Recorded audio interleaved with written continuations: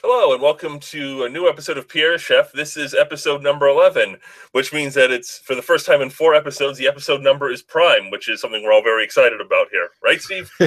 Yes, I love math jokes because, as everyone knows, math is my life. And it's all downhill from here. All right. Okay, so Steve and I are here, and today we're going to be, we're sort of going with the obvious thing. It's our first December show, so we're going to start with Christmas and capitalism and commercialism and various other things that begin with C in the spelling but are pronounced with a K for some reason. I don't understand why. But I need to pause you for. I know you. I understand how this works. You're going to ask me why I didn't introduce Pierre here at the beginning, because that's what we do. Yeah. It's actually very obvious why I didn't, and you're going to, when I explain this to you, you're going to wonder why you even asked the question, because it's so obvious why I didn't. Okay. I did not introduce Pierre at the beginning of the show here because Pierre is not here. Simple as that. You don't introduce people who aren't present. That's the way introductions work. I don't say, Pierre the Chef with Steve and me and Stephen Colbert, who is not here because he has a whole bunch of people to screen contacts from Rabble like us. So he's not here, so that's why I didn't introduce him. Simple as that. So where is he? Oh, well, where is he? Actually, he okay, Pierre's had a tough year. Has he? You've noticed this. I mean, some of the reasons I wasn't here. I mean, he was pursuing the wild Gordon Ramsay and ended up God knows where and showed up in a hospital in Portugal, and he's had computer problems, and he did the thing with the wedding for his relative, which he did under the normal amount because he's helping out family. So things are really tight. So he's actually had to try to help make ends meet because things have been kind of tough. He's actually working evenings and weekends as a mall Santa. I don't know that this is necessarily the best job for him. Yeah, instead of ho ho ho, Merry Christmas, ho ho ho, Joyeux Noel. It's not going to. I don't think it's really what the kids are expecting. I don't think it's what the mall is expecting. So this bit of employment may end badly. Well, I mean, why isn't he just a mall Santa in a French-speaking region? He's a mall Santa in the United States. I think there's some sort of problem with, maybe there's a passport problem. I don't know. But the bottom line is, he's got to do what he's got to do. You got to make ends meet. You don't mock someone for that because this is America, and if you can't sell your labor to someone who's going to make more money off of it than they're paying you, then you die homeless and penniless in a gutter somewhere because capitalism. Yeah. What a perfect segue into our topic for this month.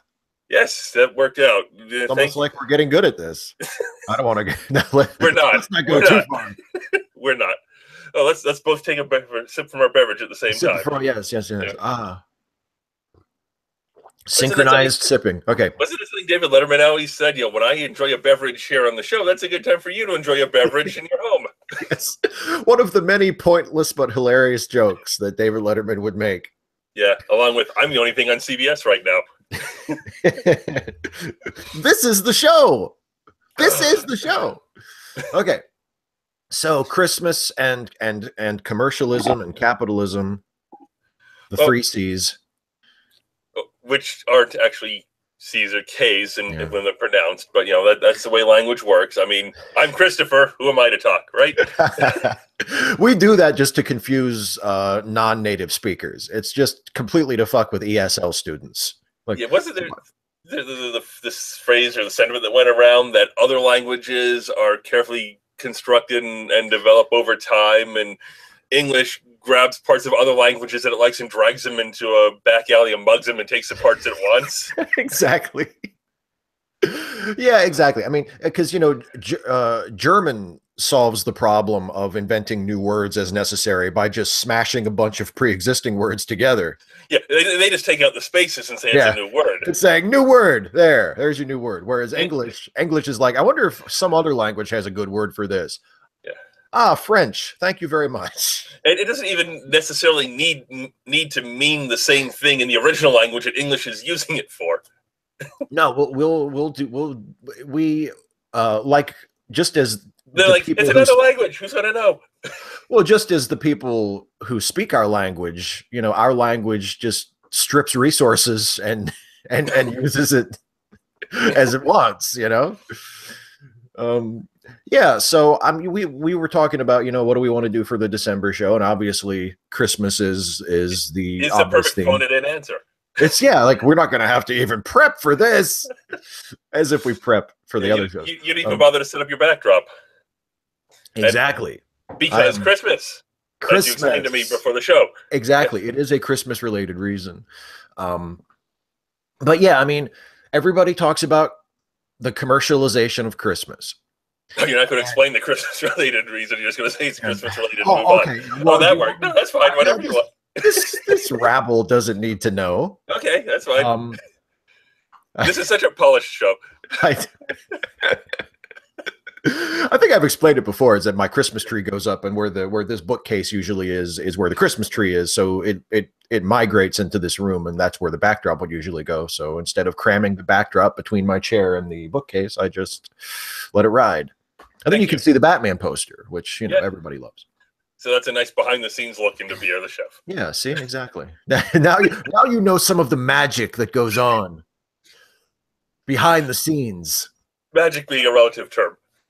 Also, I do have a genie, and the genie no longer grants wishes, but I refuse. Wish for extra wishes one too many times? Yeah, he told me about that, and he just said, no, forget it. So he won't grant any more wishes for me, but he won't do the Robin Williams voice either. He does the Dan Castellaneta voice, which is not the same. But no. I refuse to release him. So he's just going to be in there for forever. All right, then. Yeah. So anyway, yeah. So people, you know, go ahead. I was going to say, before we start, we get into the more the bigger things. It's not I guess on a more personal. Was there anything as far as Christmas traditions that you like or don't like, or that your family did that you thought were special or noteworthy or worth sharing or anything like that? You know, it's interesting. I guess it's like a mark of just getting older and your view of the world or your priorities changing. But I mean, when I was a child, fitting in with our theme about talking about the commercialism of it, you know, it was all about gifts. It was all about what am I going to get for Christmas. Oh, and, yeah, that's what Christmas is when you're a kid. Yeah, it's like which actually begins with K, so that makes it. I should let that one go. I should let that one go. It's like presents, right? But now as an adult, I would just as soon forego the entire gift giving aspect of it, because all I see is people either feeling pressured or putting pressure on themselves to get the right gift for people, you know, or it feels like just an added stressor to the holiday. My favorite parts of Christmas now, and my favorite parts of my family's Christmases looking back on my life from my vantage point at the moment, is just getting everybody together for Christmas dinner. And in my family, it was always a relatively small group of people. We never had like huge family dinners where there were like 20 people there. It was usually just 6 of us. It was my mom and dad, me and my brother, and then my paternal grandparents. And now it's even better, because since my parents divorced and my grandfather died, it's dad, me, my brother, my grandmother, and my wife. So the group has shrunk, which is great because I hate large gatherings of people. So I get to have Christmas with even fewer people. It's wonderful. But yeah, in terms of like, Christmas spirit right there, as few people as possible. Merry Christmas. But I really do look forward to it, and I really do love it. And in terms of just rituals, I mean, you know, my wife and I do the thing where we'll each exchange like one gift on Christmas Eve, and then we'll do the rest Christmas morning. Or you know, sometimes if we think to do it and if we have time to do it, like we drive around after dark and look at Christmas lights and stuff like that. But that's about it. Yeah. Okay. We never really have a great big huge family gathering on our end either. Usually would just be you know, my sister and my parents, and we'd usually go up and visit my grandmother, Grammy. I guess when I was younger, I couldn't say granny or grandmother. I just said Grammy, and I never really outgrew it. I tried at one point. I tried using the term grandmother in front of her. And have you ever like had a moment in real life where you could hear the needle scratch across the record and everything comes? And she made it very clear that no, that wasn't going to. It's Grammy, and that's what it is. So Grammy, my mom's older sister, and then if her younger sister and family would come in sometimes, and that would be about it. So we would have at most usually about 10, 11 people at most. Yeah. And that would just be the dinner. But one thing that as far as the gift giving went is that we never did anything for Christmas Eve, but Christmas, my sister and I, we would be up way before mom and dad, obviously. Yeah. So mom would always leave one thing out, like a stuffed animal, a toy, large, one of those, large metal cars and stuff. Leave something else so we'd have something new to play with, something to keep us interested until they got up. And then we would always have to have breakfast first. So we would have, like a pancake, or we'd actually make like an actual breakfast instead of everyone having cereal or something like that. And then we would go and we would do the unwrapping of the presents. And and this is something that's always a little bit of a culture shock whenever I'm anywhere else with Christmas. We would try. Well, there were two things about it. One is that you would always just try to like undo the tape. You wouldn't just shred the paper off. And part of that is because it slows it down. If you're not, it helped extend Christmas. You go sorry, you do that. And also sometimes Mom would reuse some of the wrapping paper sometimes because there was this wonderful roll of like cartoonish like reindeer and Santa and ho ho ho and basic stuff like that. But the color elements were shot to hell. I mean, there was no red on it at all, and the green and the blue and the yellow were out of sync with each other, and not matched up with the black. It was just a complete misprint, and that circulated for years. Just kept using it in smaller and smaller pieces. But we would. You wouldn't just shred the paper. You try to take it off as intact as you could. And the other rule, which doesn't seem to be followed anywhere else, is that only one person would unwrap at a time. So you'd go person by person and focus on that. And you'd go so it extended. It made Christmas morning would last a very long time because it was a slow process. Then we go over to family or friend, other family or extended family, or we go over to friends and exchange. And it's like, okay. And then it's like watching the animals at the zoo pounce on the person who's providing food. And suddenly you've got 5 people shredding stuff at the same time, like everywhere, and you don't know where to look. And it's over in 5 minutes. So that was something that is sort of a shock anywhere else watching the anarchy of unwrapping presents. My wife's family does the one at a time rule. And I very much approve of that. Yeah, and I would, and I mean, so when we exchange gifts at their house, that's how we do it. And I always am, very, very respectfully participatory in that tradition. But inside, I'm thinking, what is the point of this?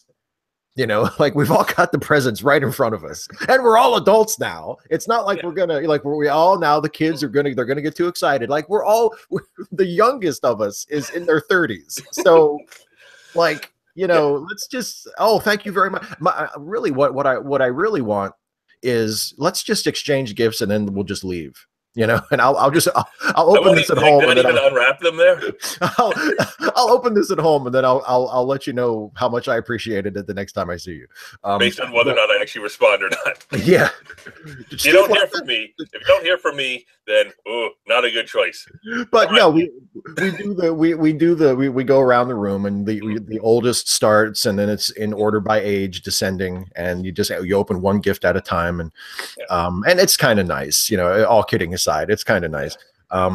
Especially when you're younger and you got the kids and or us where we were the kids, and you just try to stretch it out a little bit, and didn't have we weren't especially well off, so having that was a great it was a great time of just stretching it out and having it last longer under not forcing it to be ridiculously long or killing time, but just using a process that took longer help stretch it out. Yeah, I remember when my brother and I were young, and for the period when my parents were still operating under the pretense that there was a Santa Claus, and they wanted to have, you know, this magical moment for us. I remember the way Christmas always went was they would never put presents out ahead of time. And so the tree there'd be nothing under the tree when we would go to bed on Christmas Eve. And then Christmas morning, we'd wake up, and like you said, how it was at your house, like my brother and I would always be up before everybody else, or at least we thought we were, because they were wrapping until 2:30 in the morning because they kept putting it off. Well, yeah, exactly. And we would go out into the living room, and all the presents would be under the tree, and it was like they had just been magically deposited overnight, you know. And that was a really cool sort of experience. And it continued, like, because my brother and I are 5 years apart, so I figured out that Santa was nothing but a cruel lie, you know, a few years before he did. But we kept it up for his sake, you know, for the remaining years. And then when we were both old enough that, you know, it was sort of like mom and dad were like, all right, we're all on the same page with the Santa deal, right? So we don't have to do the presents all overnight. We can just put them out whenever we get them. Okay, cool. You know, and then it was more, okay, then there would be presents there like for like a week or so leading into Christmas. But up until then, when we were both Santa believers, it was like, oh, we woke up and, oh, Santa came, you know? Yeah. But that's, you know, when you're a kid, you believe in, say, it makes sense. You know, things like the Tooth Fairy make sense. Oh, money for what? No. Yeah, don't think about it. Don't think about it too much. Santa makes sense to you and your kid, and then it occurred to me later on in life that Santa is basically priming you to believe in God.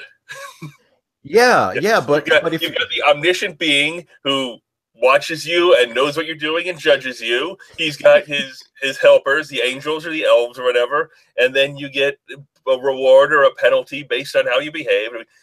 The only major difference between believing in Santa and believing in God is that when you believe in Santa, you see tangible results. Santa is like the trainer god.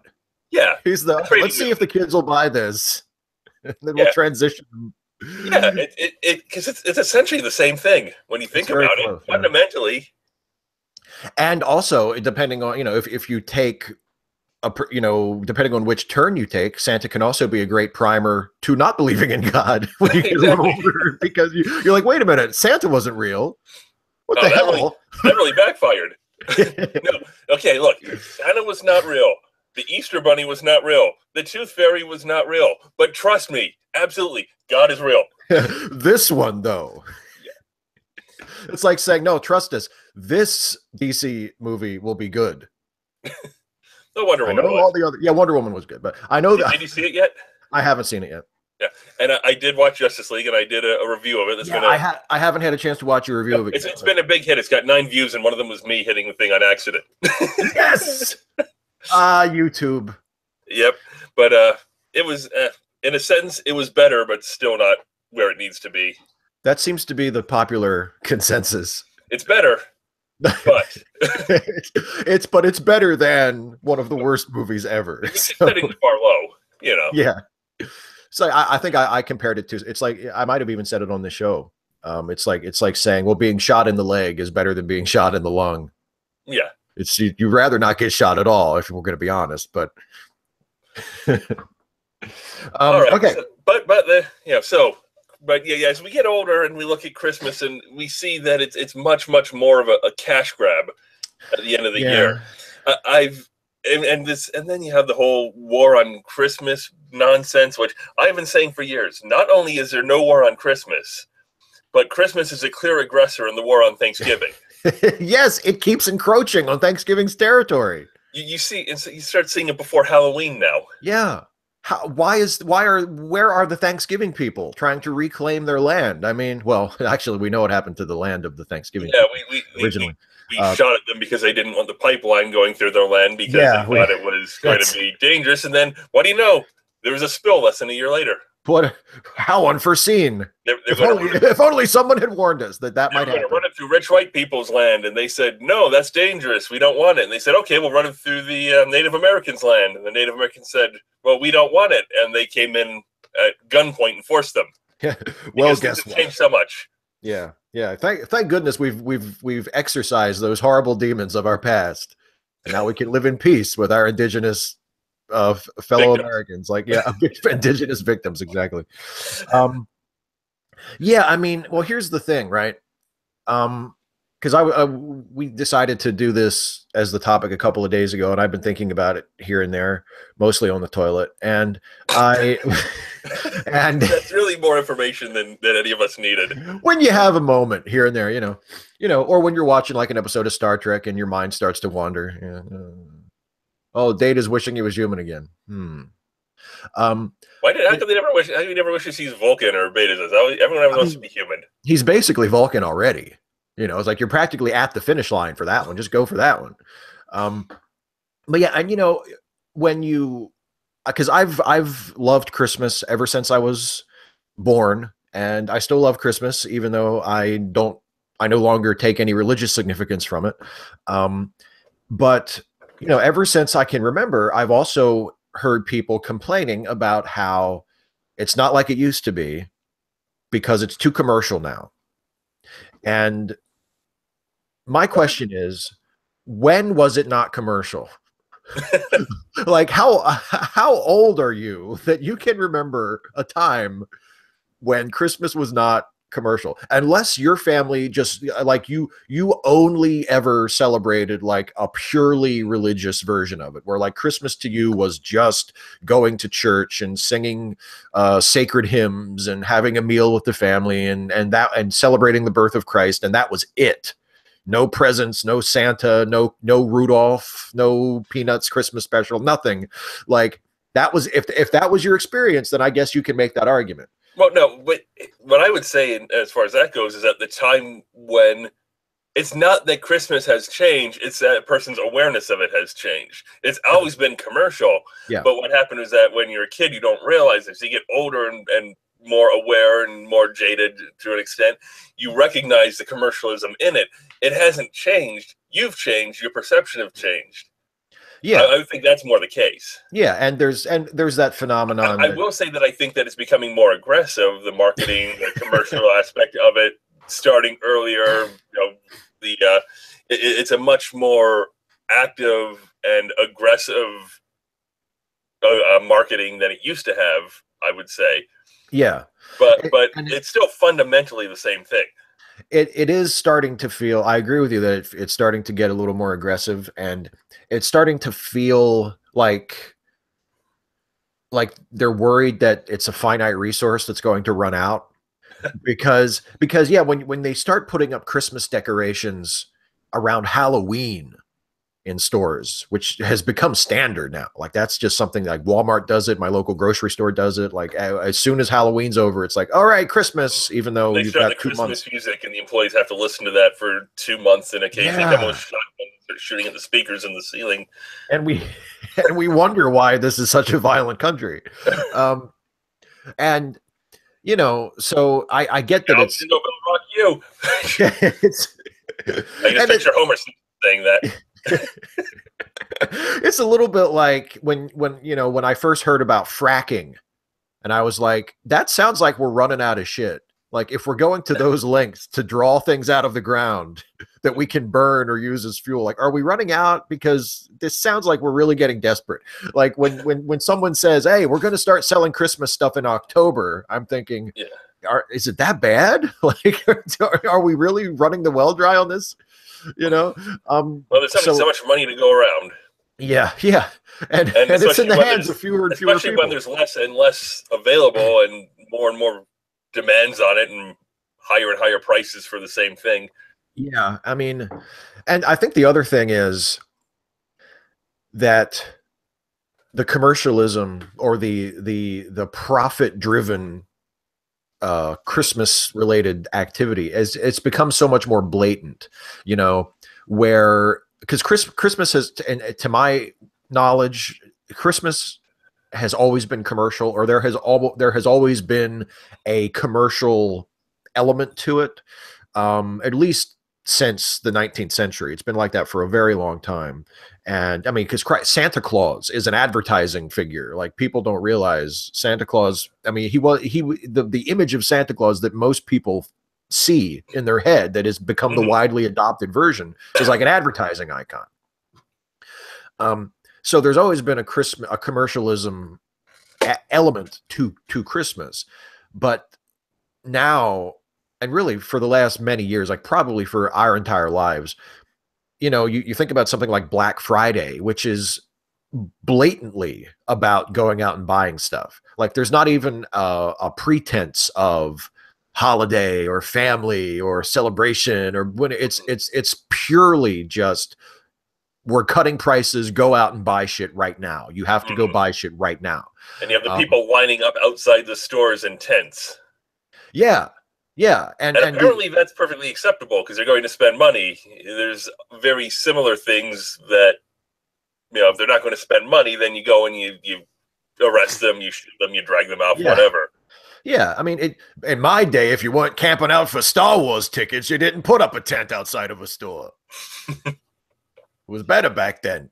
But yeah, it's the completely blatant, unvarnished commercialism that has become more prevalent now, I think, that maybe some people are objecting to, because there's so much of use the word brazen.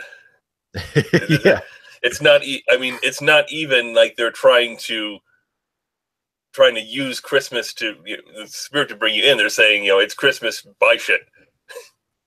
Yeah, exactly. And where the critique of capitalism in general comes in is that we've set up a system. We exist in an economic system where, depending on how you look at it, you really can't even blame the people who are doing it for doing it, because they're just doing what makes sense.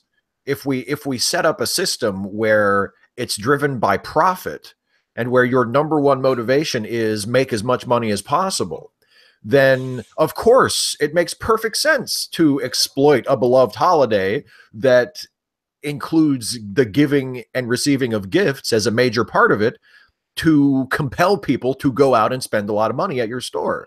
If you look at it in a capitalistic context, that's what retailers and business owners should do. It's only logical. It's a consequence of the system that we live in. But it's also moved from beyond the original, I would think, point of buy things you like, and it's moved into spend money you don't have on things that you don't need. Yeah, exactly. It does seem like there may be more debt than wealth in this country right now. Oh God, yeah. And there's about to be even more if they pass this tax cut. But don't worry, the rich people won't pay for it. We will. We'll pay for it. Don't worry, rich people. We'll pay for your tax cut for you. Yeah, they've already announced that they want to cut things like Medicare and Social Security to make up for the increase in the deficit. The deficits are increasing by giving breaks to rich people. Yeah, just remember, rich people create jobs. These are the richest people in the history of the world, and 1% of the people have 90% of the wealth. If having wealth created jobs, we would have plenty of jobs right now. Yeah, I heard another argument too, the other day from someone. I think I saw this from someone on Twitter actually, and I can't remember who it was. But one of the big centerpieces of the tax bill that the Senate just passed was, we're cutting the corporate tax rate, and we have the highest corporate tax rate in the world in the United States. No, we don't. And we're cutting it. Yeah, if you look at how much they actually pay, we totally don't. If you look at just like the number on paper, but nobody actually pays that much. And then there's also, well, I was going to say that it has to do with there's more companies, but most of them are overseas as a tax dodge as well. So there aren't really that many corporations that are American based. And that was the point that this person was making. The legislation they just passed cuts the top corporate tax rate by 15%, from 35% down to 20%. And they're like, see, we're going to cut the corporate tax rate. And then all of these countries, or all of these companies that left to other countries, well, they're going to come back to the United States, and that's going to create jobs. Like, that's the hook. But they moved to countries, nearly all of them moved to countries where the corporate tax rate is well below 20%. Yeah, so, it's like 1 or 2%. They basically made it as low as they could to draw the companies in on paper anyway, and to get some sort of money out of it. Yeah. So what is the incentive for a company that left the United States because of a supposedly high corporate tax rate? If you leave a country that has a 35% top corporate tax rate and you go to a country that has like a 5% tax rate, and then your old country says, "Hey, we lowered ours to 20%. Come on back." Like, are you really going to do that? That just makes no sense. Hey, they changed it to 20%, everybody. Like, we're paying 5, let's go pay 20. Like, it makes no sense. Yeah, I've talked about the one person I work with, and I won't go into a whole lot of detail about that here. But he has said more than once that capitalism is what made this country great, not socialism. And I said it's not. But he also complains about how much his health insurance costs. I'm saying capitalism is the reason your health insurance is so expensive. And capitalism is not great. Regulated capitalism can be great, but unregulated capitalism is just, strip mine the world for anything you can get.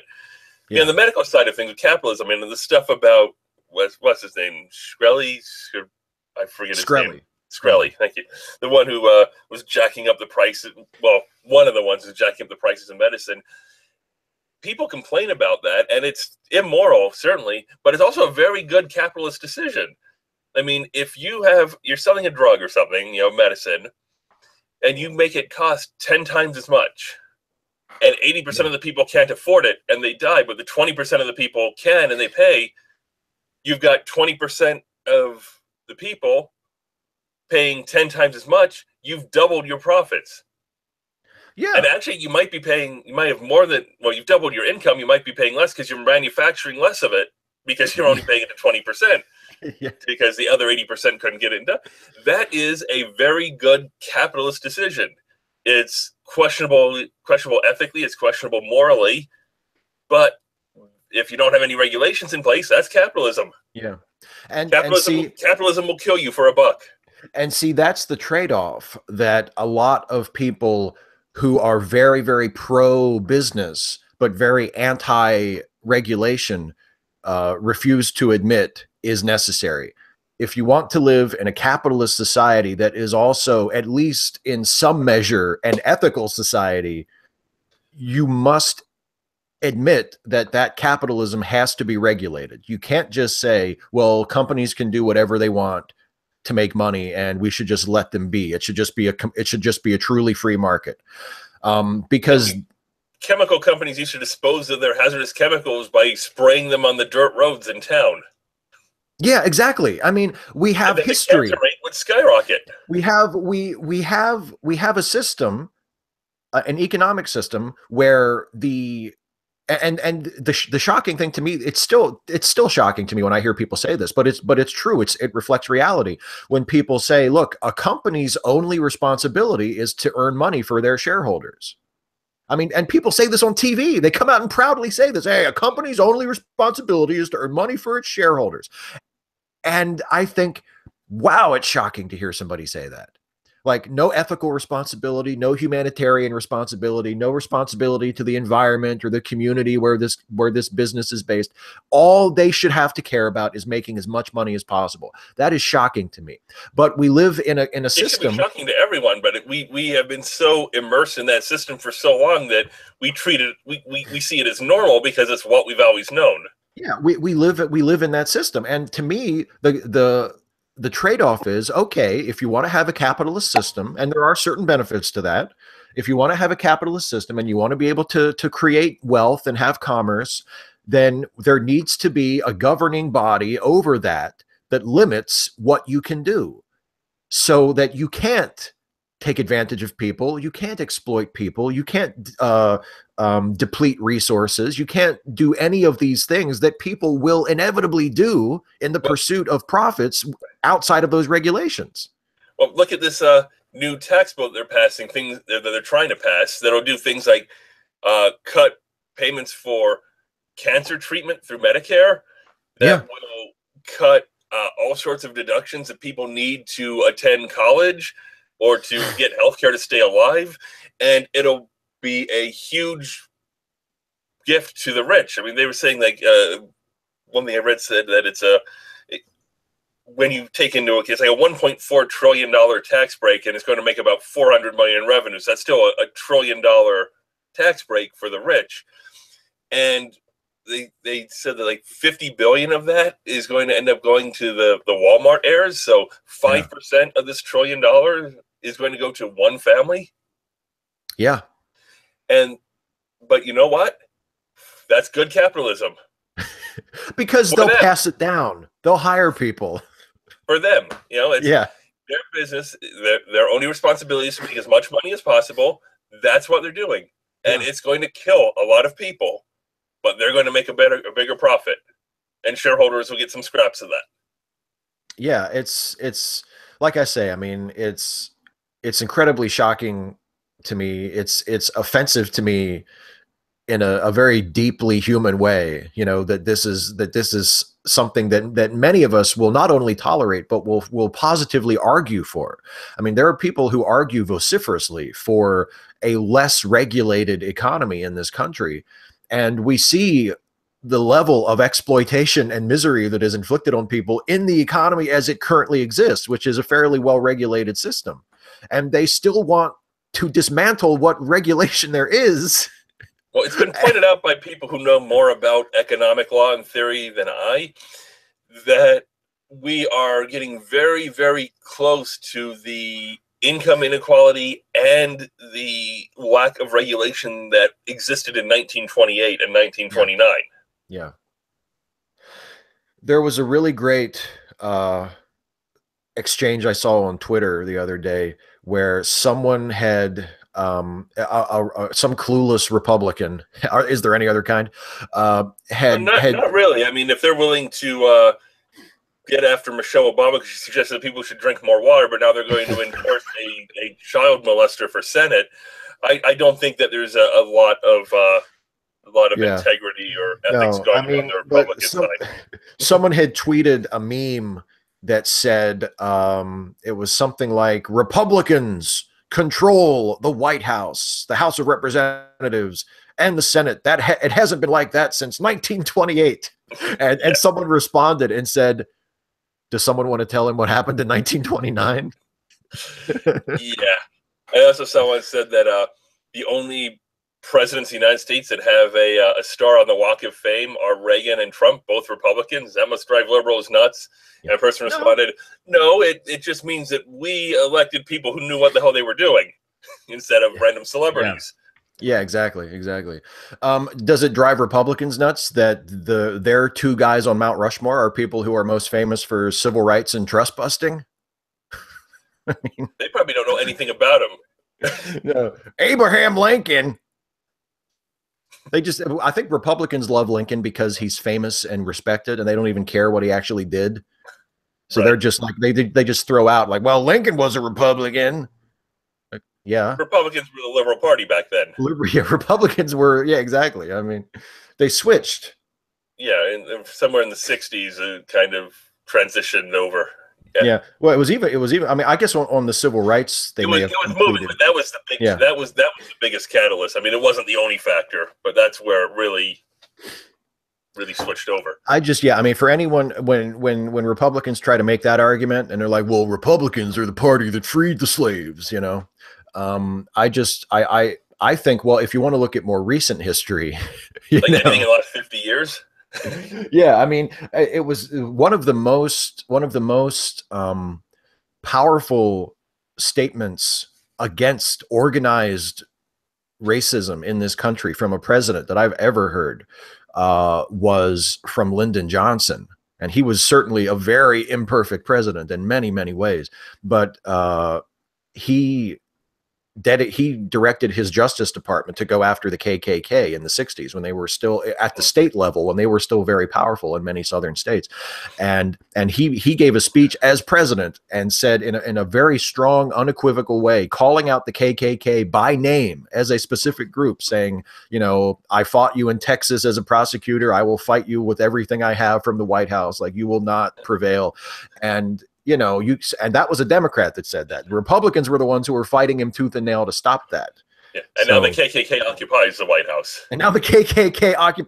House. And guess what party is in control of the White House? Libertarians? So, libertarians, yeah. Well, I mean, sort of, yeah, kind of. Republicans, libertarians, there's really not that much of a difference. The drug thing is about the only one. Yeah, exact. Republicans are just libertarians who don't get high.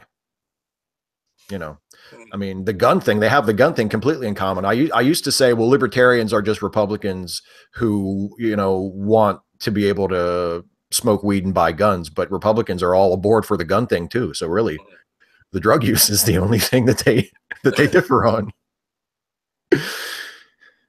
Oh yeah. Christmas.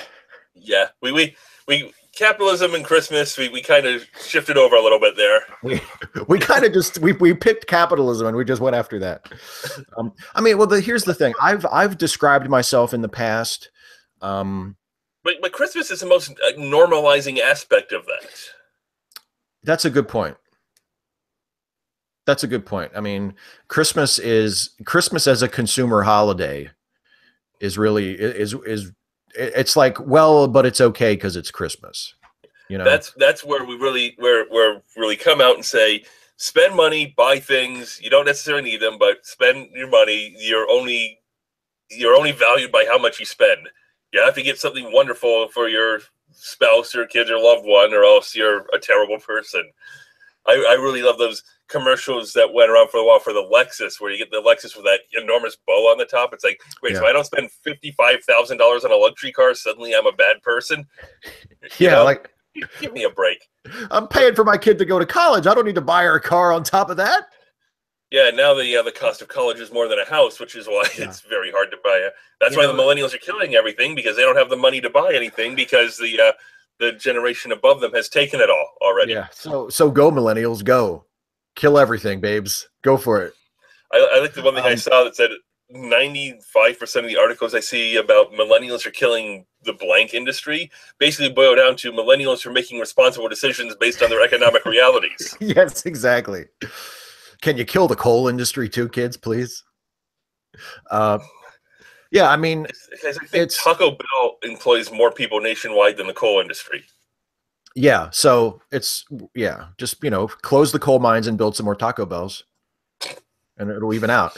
But that's a good point, though. I was gonna mention that and it ties into something you brought up earlier too about how people will go into debt in many cases to buy Christmas presents, to take advantage of Black Friday deals and this kind of thing. I actually got a call when I was working for the auto insurance company on Christmas Eve where somebody said they couldn't pay their bill. They were going to be canceled the next day, and they said, "But I spent all my money on presents." Yeah. That's a response. I remember thinking to myself, well, I hope you have a sleigh to deliver them in, because your insurance is going to be canceled. I didn't say that, but that's what I was thinking. We do offer sleigh insurance, by the way, if you... Well, we didn't, but they... but I mean, that's the sort of responsibility that people have. You need insurance to drive legally, and they let that lapse because they were buying Christmas presents. Yeah. And think about this, right? Here's what I was getting at is for people, I'm sorry. I had to share that story. That's the show. That's the show, is that we interrupt each other.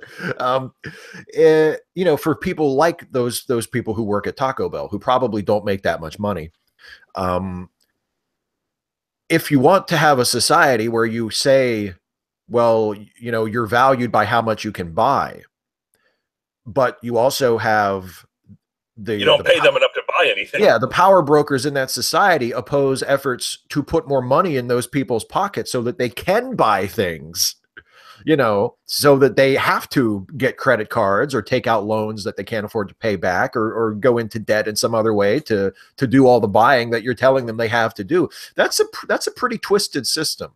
Again, it's one of those compromises. It's like I was talking about earlier about the regulation. If you want to have a market, fine, let's have regulation so that nobody can be exploited, or so that it's harder to exploit people, because you'll never eliminate it. But if you want to have a consumer-driven culture where you have people being told, okay, it's Christmas, what are you going to get everybody for Christmas? And if that's the message you want to send, if that's the kind of culture you want to have, the very least you can do is also push for reforms so that people have enough money in their pockets that they earn from their jobs, that they can afford to buy people stuff for holidays, for special occasions, without having to Yeah. mortgage their fucking house or go into debt or, you know, let their car insurance lapse or whatever. And if you work full-time minimum wage, you generally can't afford rent and food. No. So how many? I haven't looked up the statistics recently, but it's a huge percentage of people who receive public assistance who work full-time jobs. Oh yeah, I see that. Yeah. Yeah, you know what? There are liars, absolutely, but there are a lot of people who are very desperate and are very glad for whatever they can get because they need it to live. Yeah. I mean, you have people who, you know, because I work in this now, and you have people you know are lying through their teeth, and you do what you can to but the laws being what they are, policy, you do what you can. And, you know, some people just frustrate you because you know that they're pulling something, especially, you know, when a person makes, you know, like, has over $1 million in sales and their coverage because they're out of the country for 4 weeks over the holiday. Yeah. And they're still trying to get better. But that's rich people trying to scam the system, not poor people. Yeah. Yeah. But I've had people on the phone, like, I've had people actually burst into tears thanking me when they got like $110 a month in food stamp assistance. Yeah. Because it means that much to them. It's that hard to get by. That $110 is the difference between their kids going hungry potentially or not going hungry. And this is the world we live in, and they're going to try to cut that because the rich people need their tax breaks on their personal jets. Yeah. Yeah. I mean, if you can't afford to feed, if you work a full-time job and you can't afford to feed your kids, where are you going to get the money to buy anything for Christmas? Yeah. I have friends through the internet who have had to put up GoFundMes, you know, to be able to buy presents for their kids for Christmas. I mean, and I mean, I can't imagine. And luckily they've done pretty well. Like they know people that have been able to, you know, toss them a few bucks and they've been able to get presents for their kids. But imagine a society in the richest country in the world where people are forced to undergo that indignity to ask for money. Just for Christmas, people do GoFundMe so they don't die from treatable disease. Oh yeah. Wasn't there the thing that made the rounds a month or so ago where a person fell $50 short of their GoFundMe for insulin? Couldn't afford his insulin. And they died because they didn't get insulin. Yeah, I mean, it's the more you think about it and the deeper you dig into it. That is our healthcare system. When I dive into the libertarian cesspool to see what their party policies were, and basically their healthcare process, their healthcare proposal is GoFundMe accounts. Other people will bail you out. Yeah, but not them. They're libertarians. They don't care about other people. But people who are libertarians will support you. You know, one of my. I mean, how sick is it that we want people to spend money on you know, a new cell phone or a new smartphone or a car, but we can't give them the money that they need to survive, to afford food and healthcare. That's capitalism. It's capitalism. I mean, you know, one of my, I was reminded a couple minutes ago, and I've mentioned it a couple times, and I've mentioned it in videos before. One of my favorite American founding father is Thomas Paine, and Thomas Paine is very well known for writing about, you know, the American Revolution and the reasons why the United States should break from Great Britain in his Common Sense pamphlet. And he also wrote a great book called The Age of Reason that was about religion that I treasure. But he also wrote about economics, and he was someone who believed that having a small government was fine if you also had a just society. But if you don't have a just society, then the only institution that has the power to try to make it more just, to address the injustice, would be the government. So if you're someone who believes that we should have a small government, instead of trying to just hack away and cut the size of the government arbitrarily, you should be instead focusing on addressing the problems in society that government had to grow in order to address. And then as justice in society increases, as income inequality decreases, as people have more money and more opportunity, as discrimination goes away, then you can afford to shrink the government a little bit every now and then, because there are certain things that it no longer needs to do. So if you have a problem with how much money is being spent by the government on public assistance, on SNAP, on income assistance, on poverty relief measures, what have you, instead of cutting those measures and just saying, well, this is trapping people in poverty, giving them money work that harder. We'll give you $7.25 an hour, no benefits. Yeah, exactly. If you really want to help people and you want to reduce the number of people who need to rely on government welfare, then make sure that they get paid more money from when you get a job. Make sure that you're paid a living wage so you can afford to pay for what you need from your earnings, from your labor, and you don't need government assistance. How about that? But they want it they want it both ways. They want to cut public spending on welfare, and they want to keep wages low, and then they want to sell this fucking fairy tale of, well, if we just give rich people more money, then it'll trickle down to the poor people. They'll create jobs. They'll pay their employees more even when they don't have to, just out of the kindness of their hearts. 35 years have proven that's not true. It's been a third of a century, and that has not even come close to happening. And in fact, even the guy, one of the primary architects of the supply side economics policy in the early years of the Reagan administration, eventually admitted that it was horseshit, that it didn't work, that it did not work the way they said it would. And yeah, it just, a lot of these policies are predicated on the naive belief that people will behave ethically, or that they'll be concerned about society more than themselves. Yeah. And it's not. No, that's why you need regulation. That's the phrase. You give people an inch, they'll take a mile. You give people, you take away the ability to restrict people from doing unethical things, and they're going to jump at the chance to do unethical things. Well, yeah, and and what you're saying about trying to make a better society. I mean, I work in public assistance, and I will freely admit that the job is a Band-Aid. It doesn't solve the problem. It's a reaction to the problem. If you want to get people off of welfare, if you want to get people off of food stamps and medical assistance, create an economy where they can make enough money that they don't freaking need it. Exactly. Exactly. Because, again, so many of the people work full-time, work hard, and are doing their best, and they still need help.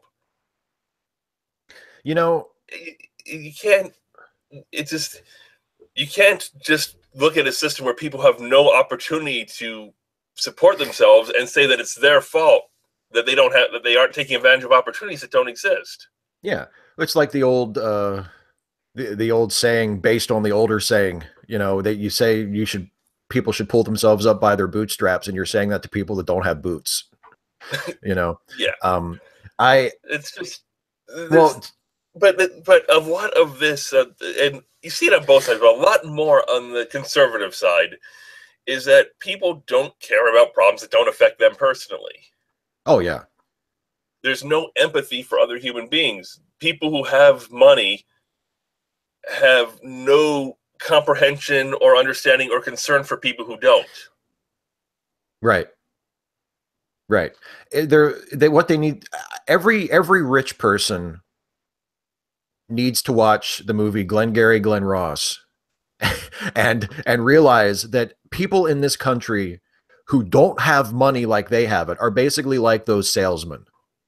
There's one of the amazing things about Glengarry Glen Ross is how palpable the desperation of the salesman is, because they know that if they don't make sales, that they will die, like that. They won't be able to live. They won't be able to pay their bills. When I was searching for a new job, everyone seemed to want people who would work in sales, and I actually canceled a second interview at a company when I realized, I cannot do sales. It's not who I am. It's not something that I would want to do. It's not something I'd be able to do. I would be a disaster at it, and so I didn't pursue the job, because even though potentially would pay well, if you could sell shit to everyone, because I knew I couldn't do that. And one of the interviews I went to, it was sort of an open house type thing where they would describe the job. They had like 15, 20 people in the room just getting an overview on it. And the guy was talking about various insurance products and other things that the company sold and that they didn't have. He's saying, I have a lot of products I can't sell because I don't have enough people to even begin to try to present them. And then there was a questionnaire thing. I had to leave early because I had to get to work. But on the thing, it said, they were asking, like, what do you expect to see out of this job, or what would you like out of this job? And one thing that I put down, because he had told a story in it about going to his car mechanic, and he's there, and he started thinking, well, here's some people who could use it. And he started talking about how he was chatting up his auto mechanic to try to sell some of these products. And I'm thinking, try to picture me doing that. I spend every waking moment, every human interaction trying to figure out how I can sell stuff to people. Yeah. So on the questionnaire thing, now this is after he's talking about how he has plenty of things to sell that he can't because he doesn't have enough people. And I wrote on it, I want a clear demarcation between work life and home life. I never got a call back. Not interested. Yeah, but I cannot live my life that way. I could not speak every interaction with another human being trying to figure out how I can sell them stuff they don't need or want. The problem with many aspects of the system that we exist in, especially when you're at the bottom, is that it exploits people on both sides of the transaction. Because I actually did work in sales a long time ago for a very, very brief period of time. I'm talking like 2 months, right? And then I couldn't do it. I worked I worked for a company that sold vacuum cleaners, right? And that is like a meat grinder. Like the turnover in that is so high because it's really, you see things on like Knowable and stuff about the worst stories about this, and a lot of them worst job stories are the quickest I left a job interview, and a lot of them have to do with those vacuum cleaner sales. I sold vacuums for Kirby, and the thing that I noticed almost immediately was, well, first of all, is they sell you the job on false pretenses. The job that I got, the company the office that I worked for, offered a minimum guarantee of pay per month, assuming that you did so many demonstrations, and then you got paid for your sales. You got your cut of your commission on top of that, and that sounds really great, But how little is that minimum? Well, the minimum was $1,200 a month, which is not terrible for an entry level thing. But the problem is you had to do so many demonstrations a month in order to qualify for the $1,200 minimum that it was almost impossible. So I mean, even the minimum was based on how much work you could do. Yeah. It wasn't just like, well, we'll pay you this much just to work here and represent us. It was, no, you had to demonstrate the product to this many people a month in order to get like 2 people a day or something. It was something like that. It was, I think it was like you had to do like 45 demonstrations a month or something like that. So if you only work weekdays, you got 20 weekdays in a month, you got to do more than 2 a day to get that minimum. Yeah. And most of your interaction with customers was basically cold calling, like knocking on the door and saying, hey, are you interested in this? And trying to give them a sales pitch. And in a world where people can't afford food. That's the other side of it. That's the other side of it, because you're lured into the job on the pretense of, well, yeah, there's a lot of selling, but even if you don't sell a lot of vacuums, you can still make some money because you can qualify for this minimum. So that's the disingenuousness that they give to the people that they want to work for them. And then the other side of it is almost all of the neighborhoods that we worked were poor neighborhoods. And we were told to go out and try to convince people to spend money that they couldn't afford to spend on a product that they just did not need. And that's really the main reason why I had to stop, because I was no good at it because of that. My heart was never in it. I could not talk to a person living in a trailer park and try to convince them that they could afford to buy like a $1,500 vacuum cleaner on payments, when it's obvious that they can't afford it and they don't need it. The product itself was amazing. It was a really cool vacuum cleaner. It was like the best vacuum cleaner I've ever seen, but nobody really needs it. Like the vacuum cleaner that you get at the store is completely fine for your needs. I'm almost certain. You don't need like a world-class state-of-the-art vacuum cleaner that will pull dirt from the bottom of the carpet all the way. Like, that's great. It's amazing. I used it. It's terrific. But you don't need it. You can just go get the fucking Hoover from Walmart and it's fine. So I could not bring myself to do it. I never felt good about it. And I like I say, I only lasted about 2 months, and I only ever actually sold like one, I think. I mean, I just couldn't bring myself to do it. But those are the situations that people are forced into on both sides of the transaction. It takes a fairly corrupt system to set it up so that people on both sides of the transaction are being exploited simultaneously. Yeah, yeah, and for the people on the selling side of the transaction, like the only way you can really succeed in that situation is to just put your ethics completely to the side and decide, you know what, it's me or them. I either get their money or I don't eat. So I'm going to ignore the fact that I'm exploiting this person and trying to get money from them that they can't afford to part with, because I have decided that I need it more than they do. You know, it's a really, really ruthless system. And that's the kind of thing that I think people who have money and who never have to worry about where their next meal is coming from, or if they're going to be able to afford to have a roof over their head, or if their kids are going to be able to afford to have a good life, they don't understand what that feels like. And that's the situation that most people in this country are in or have been in at some point in their lives, that the ultra wealthy who are getting all of the benefits from the proposed reforms from this current administration and are getting most of the benefits from the current system as well. I mean, it's been like this for decades. That's the thing that they don't understand. It's not as simple as, well, just go get another job, or just, you have to learn how to budget properly, or you have to learn to do without a few more luxury items. Like, people don't have anything. They're living paycheck to paycheck. That was when Romney was running for president, and he very casually demonstrated how little he understood how much money people had when he offered to make a bet with somebody on, say, just a bet, $10,000. That's just chump change. He can just lose $10,000 and it doesn't mean a thing to him. Yeah, exactly. $10,000 like half an annual income for some people. Yeah. If you're making minimum wage, 10,000 is about half of what you make in a year. Yeah, you can just give that away. Like, there was an article a long time ago on The Onion about a person saying, I saw this ad about starving children in Africa, and they said, what will you do to help? It's like, well, if I was in their position, what I do is I would just go down to the supermarket and I would buy the roast beef, and I would take it and I buy the things, sides and potatoes, and get some nice, go through this whole thing about, completely missing the point. It's like, well, if I'm hungry, I'll just go out and buy food, and completely missing the point that these people don't have that option. Yeah. Not only do they not have the money to buy food with, there's no food to buy. Right. And that concept is applicable to a lot of things. The whole concept of go out and get another job when you're already working 2 jobs and there's nothing else left. And then the jobs that people do work, they get derided. Right? People look down on fast food workers. Like, that's the traditional job of mockery. You want cheese with that? Yeah.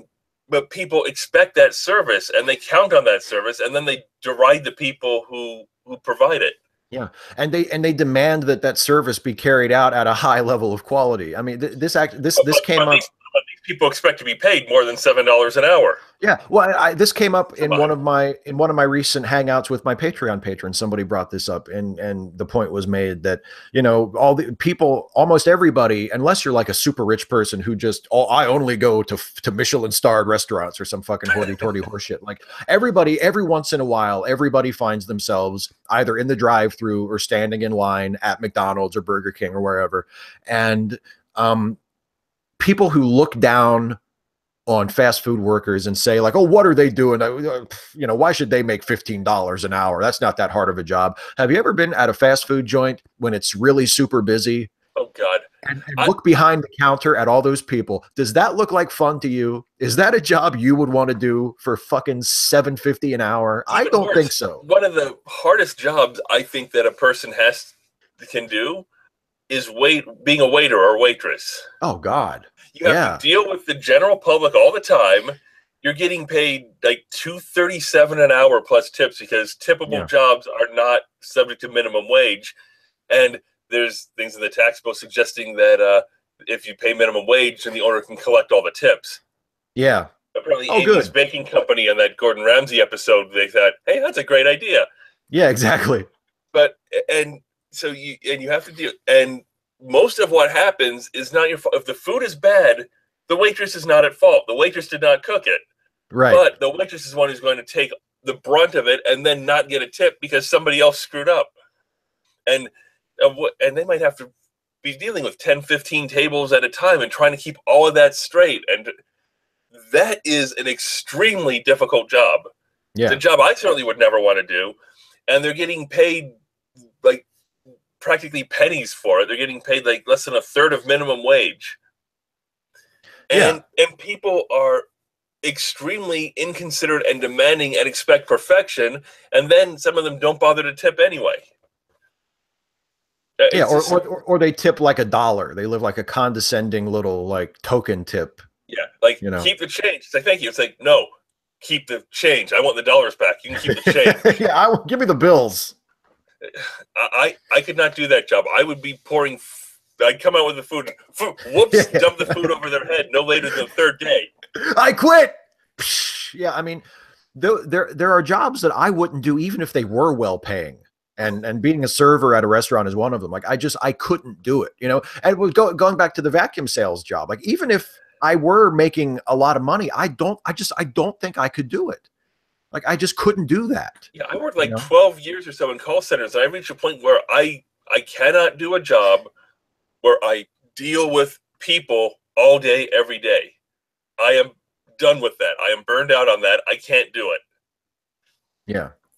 It's exhausting. And for people who don't have to worry about where their money comes from, or who have jobs where, like, if you work in the financial sector and you're fairly successful, where you basically make money from money, like you can't, you can never understand what it's like unless you have actually been there yourself. If you can't summon that memory to know what it feels like to be worried about if you'll have enough to cover your rent this month, or if you're worried about how much, I hope the electric bill isn't too high next month. I mean, that.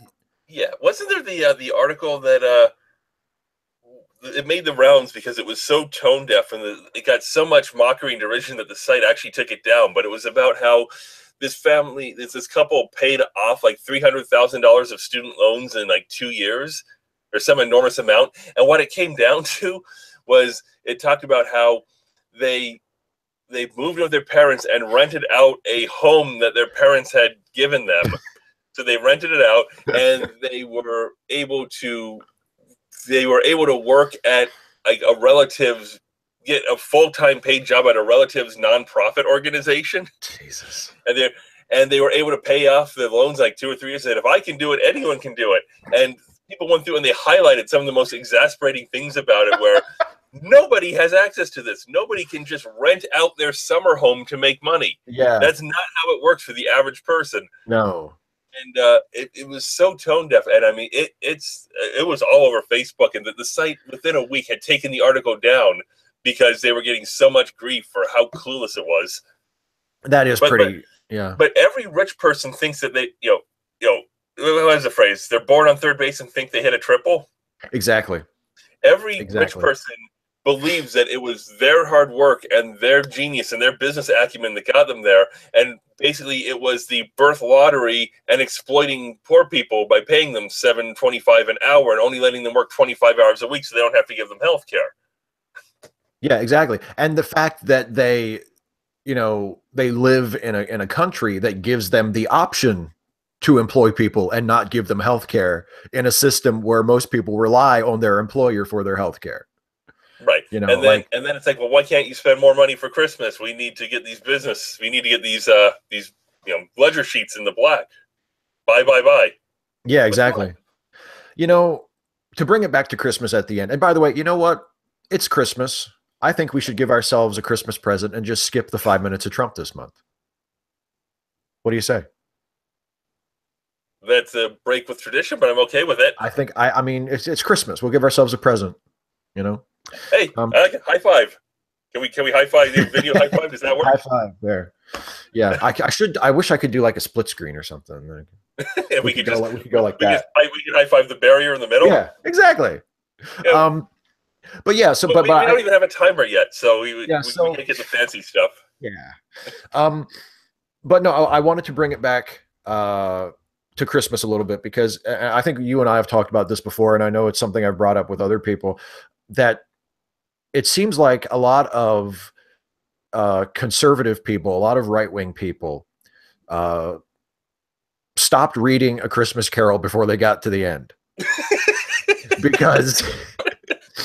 because Scrooge is them.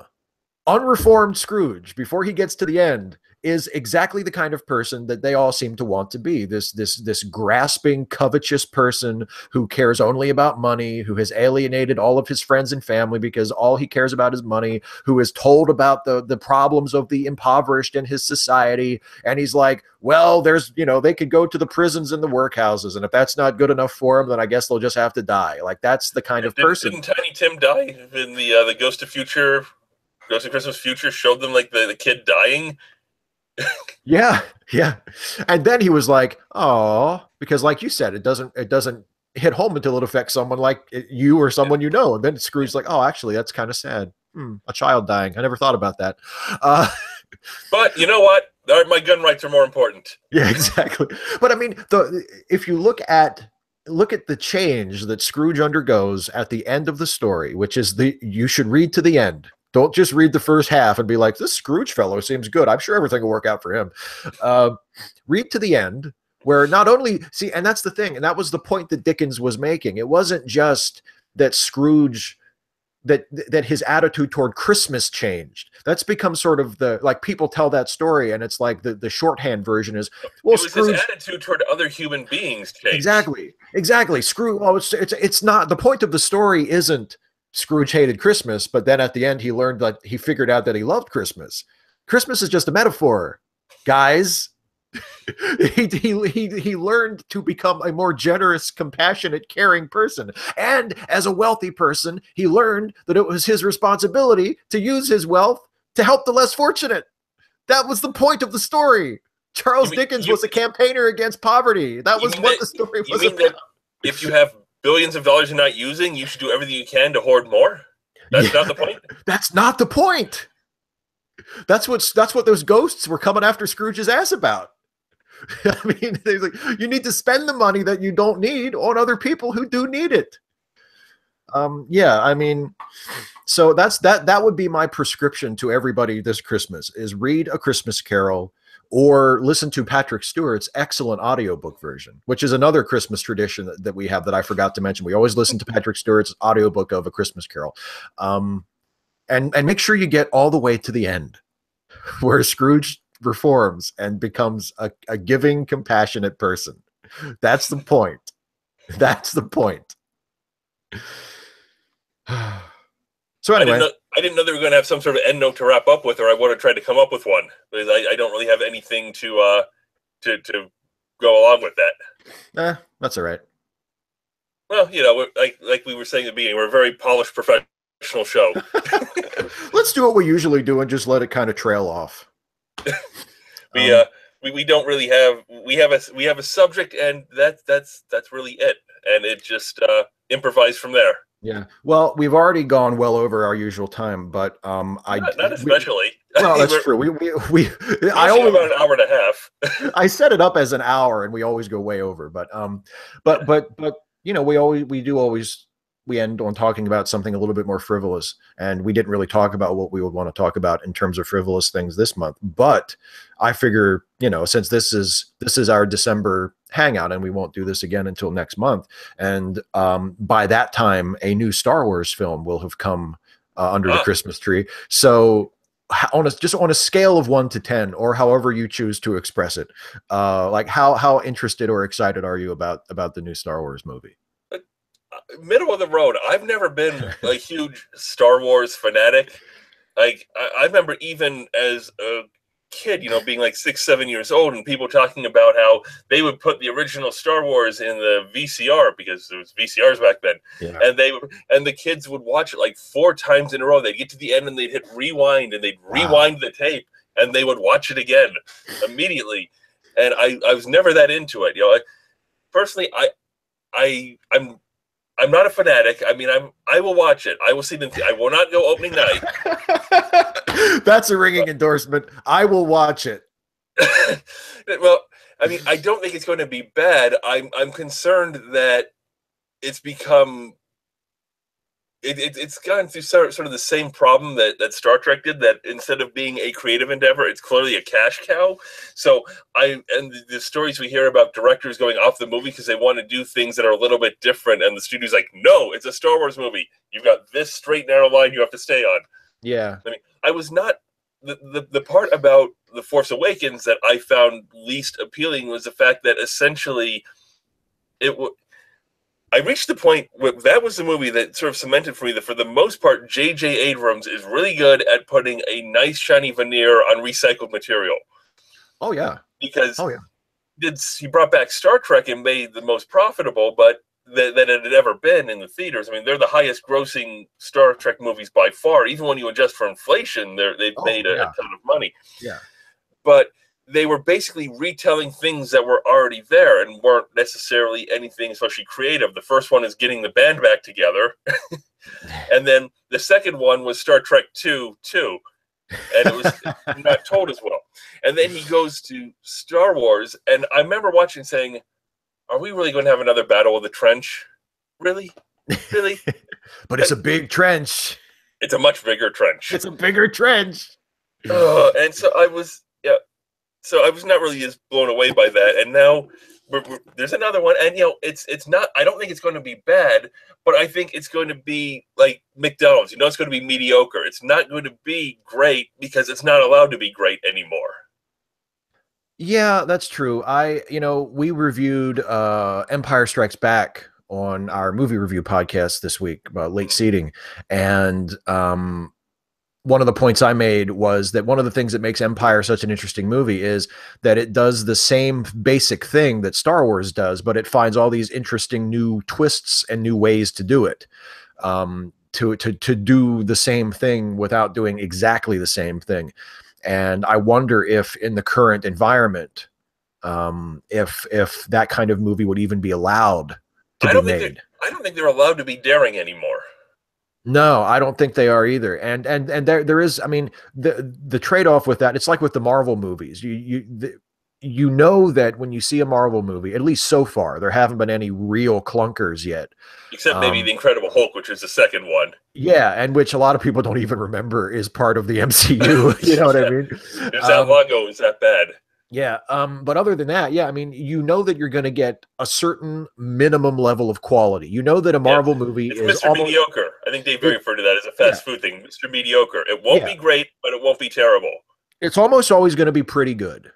And so you can go into the theater with an expectation of, well, it's probably going to be pretty good. And with a few exceptions, I mean, I think the second Captain America movie was really, really good. Was very above average. Civil War, I think, was above average.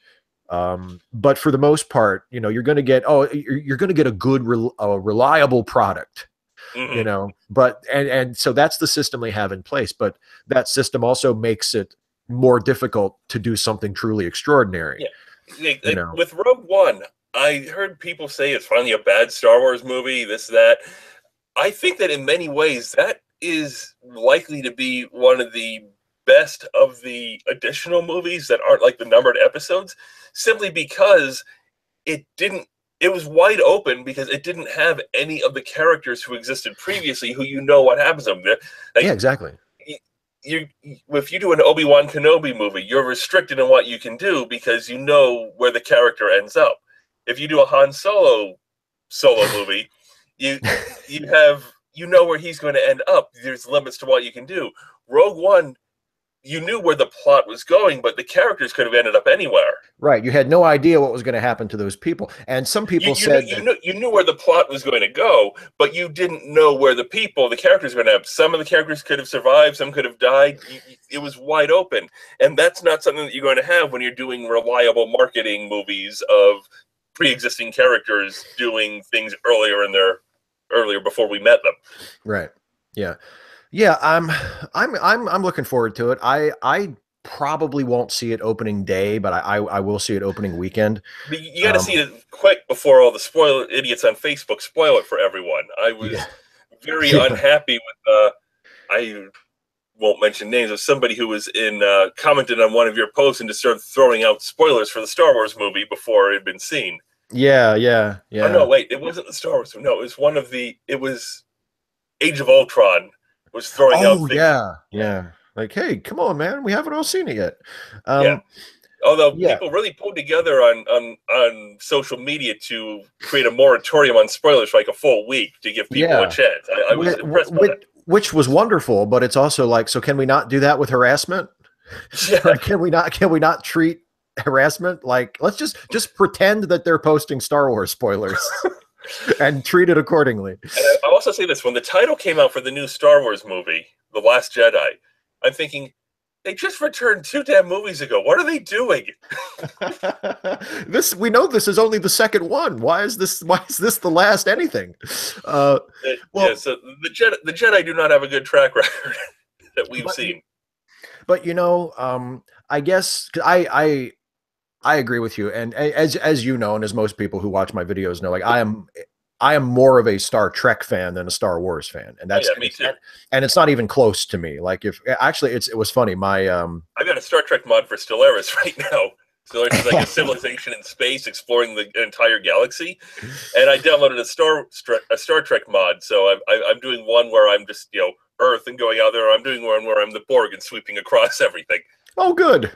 It's beta, so it has its issues occasionally. Things come up. In fact, I like this. There's one that it gives different cultural modifier. It'll give like a description, like a name for like what sort of society they are, and then an explanation of what it is, and then a little blurb that says like the in-game thing, like you can better exploration or more or whatever. And I got one. It came up: generic empire, despicable neutrals.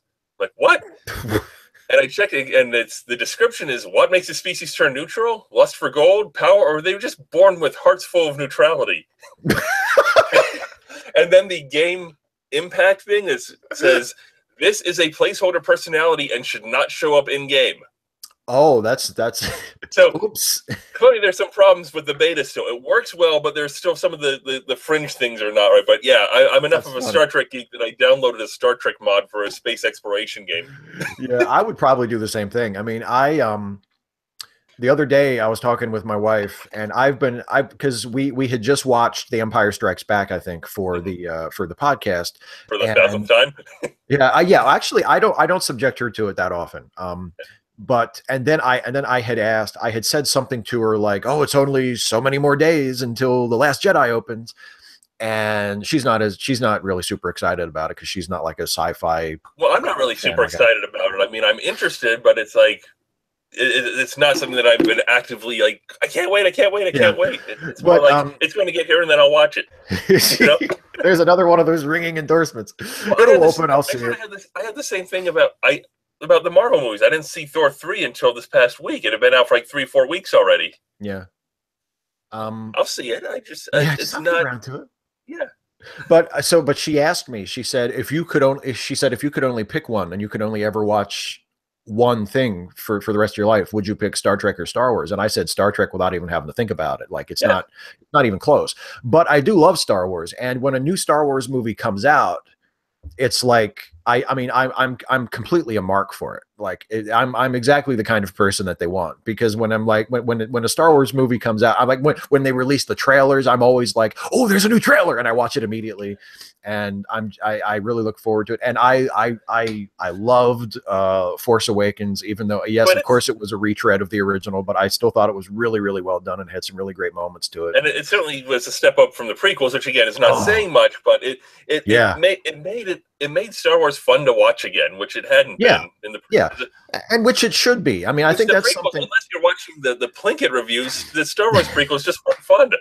Well, that's the thing, and again, this is a point that came up on the podcast that when we talked about it was George Lucas forgot or never realized in the first place, because I think George Lucas is one of those sort of sad, tragic creators of great things that doesn't understand why people like it. Like he creates something that people love, but he completely doesn't get what they love about it. And what people he's never saw it as much more than a capitalist money making scheme. I mean that's what Star Wars was money to him. Yeah. And the chance to play with the technology of movie making without really having any idea how to make a movie anymore. Yeah, exactly. He just wanted to make demo reels for the special effects that he could do now. But I mean, the thing that to my way of thinking, and I think a lot of people agree with me on this, is that the appeal of Star Wars is, at least the mass appeal, because obviously there are Star Wars nerds that will say, oh, I like the Jedi mythology or blah, blah, blah. But most people who just go to a movie theater and watch it and remember Star Wars very fondly, it's because it's an exciting story with likable characters. And that's it. The actor, and those were the two aspects missing from the prequels. Yeah, exactly. The characters are played by likable actors. None of the characters are terribly complicated, but they're interesting. They have enough, nuance to them that you can hold on to something. You can relate to them. Yeah, and they do fun, exciting things, and you care about what happens to them, and that's really it. I mean, that's the reason why those movies have endured. That's the reason why people who are my age or older look back on the first time they saw those movies with such fondness, because they're like, because they have warm feelings about them, and it has nothing to do with the technology or the camera work or the special effects. I mean, those are all important. Those are the details that make it Star Wars as opposed to something else. But the heart of it was the characters and the fact that it was just exciting. It was fun. Well, I can tell you, I can remember the first time that I saw most of the various Star Trek movies. I cannot tell you the first time I saw the early Star Wars movies. I don't remember. I can tell you, I remember seeing Superman 2, and that was the moment where I learned that Clark Kent was Superman. I remember that moment. Holy shit! I do not remember the moment where I first saw C-3PO and R2-D2 escaping the ship. Right. Yeah. Yeah. Yeah. I don't either. I mean, of course, I discovered all of these things when I was so young that I don't really remember. Like, I feel like I feel like I watched Star Trek, at least Star Trek movies, because I think I discovered the movies before I discovered the original series, and then the Next Generation didn't come along until I was 7, and I was already well into it by that point. So I was so young, I don't remember. Like, I remember, like, probably Star Trek 3 or Star Trek 4 was one of the first ones that I saw, because Star Trek 4 came out when I was 6. I didn't see it in the theater, but I remember seeing it on video like relatively soon after that. And 4 was the first Star Trek movie I saw in the theater. Yeah.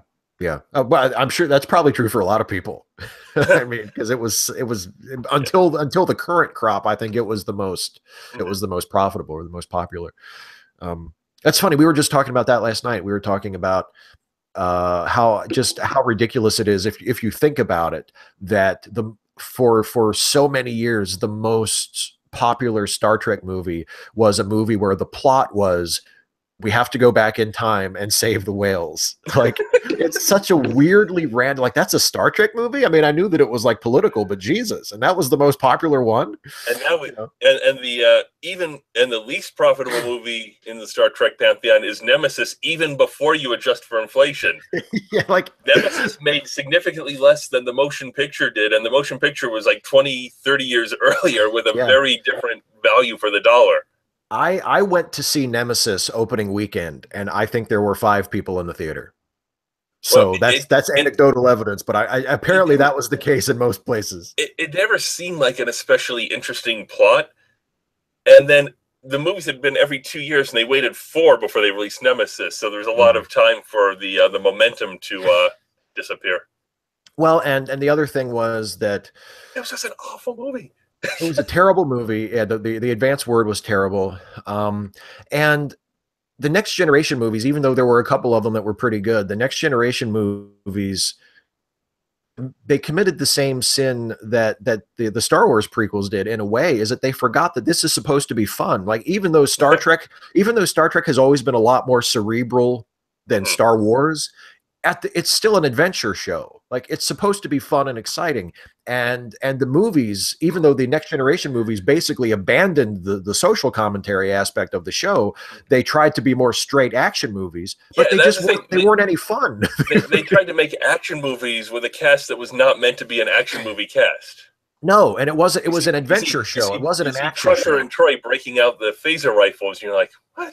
Yeah, it's like, no, that's not what this is. It's not an action show. It's an adventure show. There's a difference. You can have action sequences every once in a while. The viewers are bailing now. Star Trek and Star Wars. Oh God.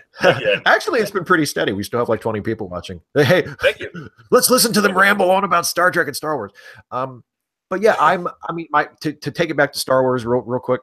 I'm excited to see the new movie because that's just how my brain works. I hear, oh, new Star Wars, and I just gravitate towards it. Well, I will be going to see it. I plan to see it in the theaters. It's definitely something I want to do, but it's not something where I'm counting the days. It's not something like I'm dying for it to show up. Yeah, my favorite part about it, and it was this way for Force Awakens as well, but it's more, I think I appreciate it more this time around since Carrie Fisher died, is that I love seeing Mark Hamill on talk shows and being treated like a god.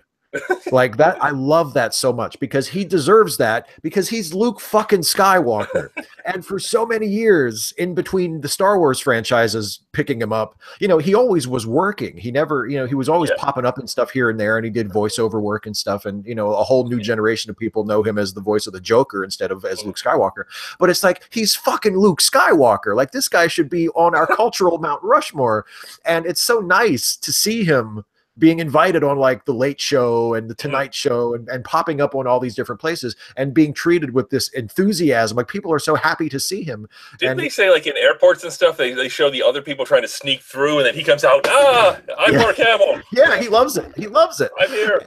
And he tells this adorable story. Actually, he was on Colbert last week, and I've heard him tell this story before, but it was and it just sort of it tells you about his mindset of how he deals with this celebrity stuff. Because when the first movie opened, it took a lot of people by surprise. People didn't expect it to be as big of a hit as it was, and it was a huge hit right away.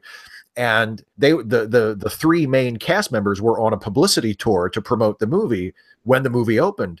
And Mark Hamill talks about how when they were flying into an airport in Chicago to do appearances and stuff, and the movie had opened like the previous week, so it was like the biggest thing in the world, and people were at the airport waiting for them to show up. There's like a crowd of people. That's kind of both exhilarating and creepy at the same time. Yeah, well, and Mark Hamill, he says when the plane was coming in and they saw all the people, Mark turns to Harrison and Carrie and says, "Hey guys, I think there must be somebody famous on this plane." Like, it never occurred to him that they were there for them. And then it wasn't until they got closer and they saw that like people were holding signs and they were dressed up in costume that they were like, oh shit, they're here for Star Wars. It never occurred to him that they were there to see him. I love that story so much. I kind of like that. One last thing, and then we'll end it here because we are going kind of long at this point. Did you see the thing on Facebook, the theory going around that the characters in the new Star Wars movies were named after their Hogwarts house? No, I haven't seen that. Really? Yeah, Poe, Hufflepuff. That's the one that the name doesn't quite match up. Yeah. But then you've got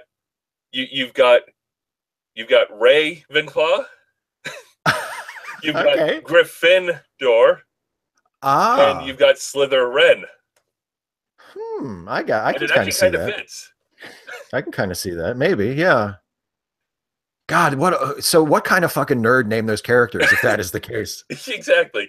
I love the thought that's actually not implausible, that it actually fits.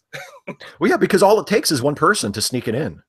Yeah. I mean, nobody's going to question a name. Nobody's going to be like, are we really going to call her Ray? Like, especially in a sci-fi where you can't have, nobody you need to do a sci-fi movie, nobody is named Dave. No. What's the female lead's name? Oh, Cheryl.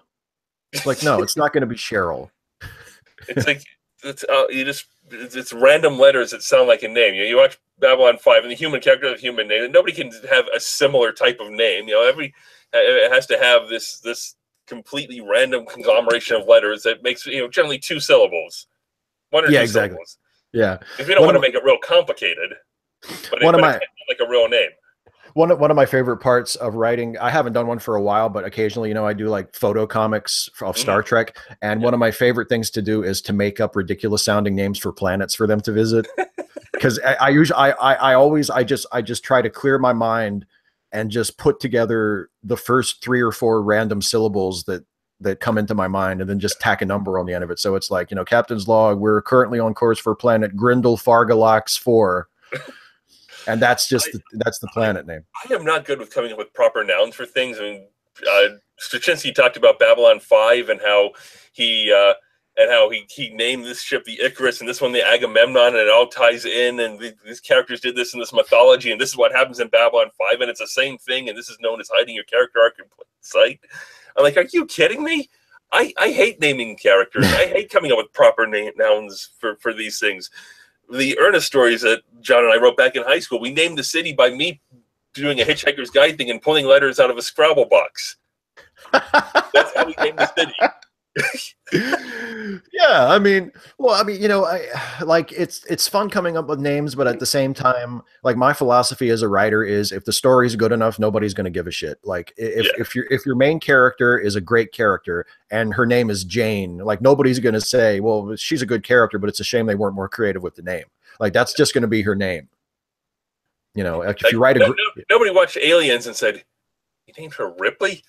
Yeah, exactly. I mean, what was her name? Ellen? Was it Ellen? Ellen, yeah. And it's like, Ellen? Nobody said that because it was a good movie. Yeah, Ellen the alien killer? I don't think so. Yeah, I mean, that's my unsolicited advice to young writers, is just, don't spend too much time on the names. Just come up with a good story, and whatever you name shit isn't going to matter. It'll just be what it's called, because people will remember the good story. If Luke Skywalker's name was a good story, and the rest will fall into place. Exactly. If he was Star Killer like he was originally, yeah, it wouldn't matter. His name could be fucking like Steve Johnson. It doesn't matter. That's what we would remember. After yourself, I see. Yeah, that's right. They could have named him Steve Shives. It wouldn't. Nobody would have cared. Well, Gene Roddenberry's middle name was Wesley. Hey, there you go. What are we going to call this annoying as shit kid that everybody's going to hate? I don't think the character was a bad idea, but nobody knew how to write the kid. Yeah, that was the problem. It's sort of the same problem with Troy. Nobody knows how to write a person who deals with psychiatry. So there are always bad guys who saying, there's nothing wrong with you, take these pills, I'm a quack. Yeah, exactly. All right, but we really should be going here, because we're way over now. Let's wrap up our Christmas episode. We're down to 18 current viewers now, so they're bailing on us. So Star Wars did a Christmas special. Star Trek did not do a Christmas special, but when The Next Generation first premiered, they did a limited edition comic series through DC, and there was a Santa creature that showed up at the end of that. So perfect. Yeah. Perfect. I mean, they could never top. That's my extremely contrived and desperate attempt to bring it full circle. You see that? Professionals. All right, everybody. Well, thank you all so much for watching. As always, we will be back next month to do this again. In the meantime, Steve and I, and hopefully Pierre. Pierre. Yeah. Once his Santa gig lets him out, So happy holidays, whatever holiday you celebrate. Happy New Year, and we'll see you next year.